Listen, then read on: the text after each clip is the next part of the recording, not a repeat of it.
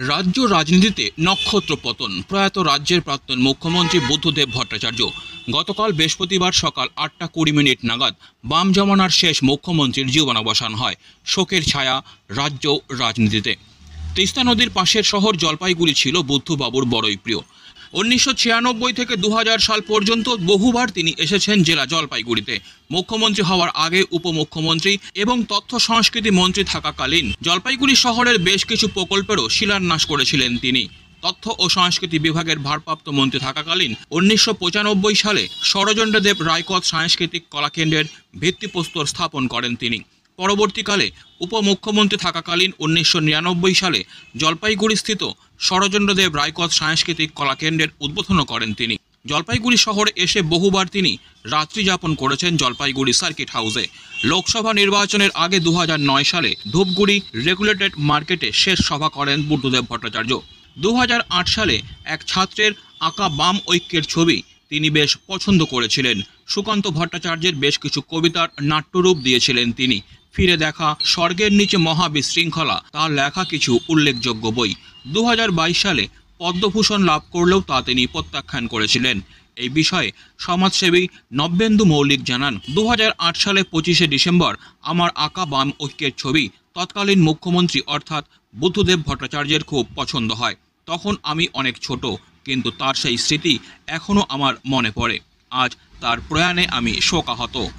মুখ্যমন্ত্রী বুদ্ধদেব ভট্টাচার্যের প্রয়াণের খবরে এটা আমার কাছে একেবারে স্বজন হারানোর বেদনাই আমি অনুভব করছি। তার কারণ জানি এটাই প্রকৃতির নিয়ম। ওনার বয়সও হয়েছে, উনি অনেকদিন থেকে অসুস্থও ছিলেন, কিন্তু আমার সাথে ওনার যে স্মৃতি, মানে আমাকে তাহলে চলে যেতে হয় সেই 2008 সালের 25শে ডিসেম্বর। সে সময় আমি ছবি আঁকাআঁকি করতাম এবং সে সময় সদ্য সপ্তম বামফ্রন্ট সরকার গঠন হয়েছে। আমি নবম শ্রেণীর ছাত্র। একটি ছবি এঁকে বিভিন্ন জায়গা থেকে আমি পুরস্কৃত হচ্ছিলাম এই বামফ্রন্ট সরকারের বিষয়ে। মুখ্যমন্ত্রী জলপাইগুড়ি আসছেন এটা জানতে পেরে আমি সিদ্ধান্ত নিই যে সেই ছবিটা এঁকে তার হাতে আমি তুলে দেবো।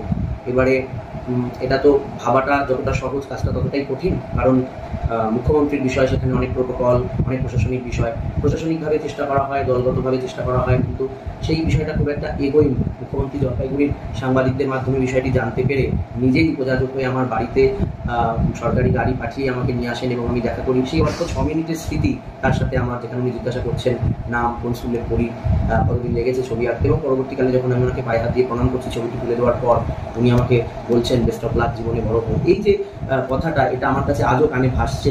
উনি যখন অসুস্থও ছিলেন তখনও বারবার এই স্মৃতিটাই ঘুরে ফিরে এসছে। ঘটনাচক্রে আমি আজকে কলকাতাতেই রয়েছি। আমি ওনার স্মৃতির প্রতি শ্রদ্ধা জানাচ্ছি। আমি নিজেও শ্রদ্ধাঞ্জলি জানানোর জন্য যাব, এবং ওনার মতন নেতা, ওনাকে ইতিহাস নিশ্চয়ই মূল্যায়ন করবেন, ওনার কাজকে মূল্যায়ন করবেন, পশ্চিমবঙ্গের যুব সমাজের জন্য ওনার যে চিন্তা তাকে নিশ্চয়ই মূল্যায়ন করবেন। এটুকুই বলার। উনি ভালো থাকুন, পরপারে ভালো থাকুন। ওনার স্মৃতির প্রতি গভীর শ্রদ্ধা, পরিবারের প্রতি সমবেদনা জানাচ্ছি। অপরদিকে সংস্কৃতি প্রেমী পার্থ ব্যানার্জি জানান, বুদ্ধদেব ভট্টাচার্য রাজনৈতিক ব্যক্তিত্বের পাশাপাশি একজন সংস্কৃতিপ্রেমী মানুষ ছিলেন।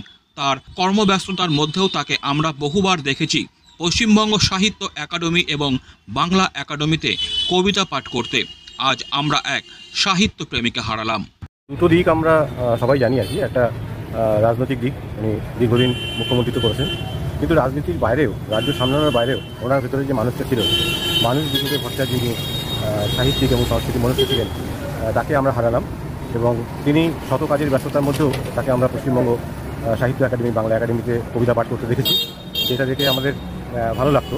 আমরা ওনার রাজনীতিটা হয়তো করতাম না, কিন্তু ওনার এই যে সাহিত্যের প্রতি অনুরাগ এবং সাহিত্যের নতুন প্রজন্মের যে সাহিত্যকে আগ্রহ করার যে বিষয়টা, সেটা আমাদের খুব টানত। তো আমরা তাকে খুব মিস করছি, তাকে আমরা হারালাম। Disclaimer. This channel may not promote any violent, harmful or legal activities. All content provided by this channel is meant for an educational purpose only.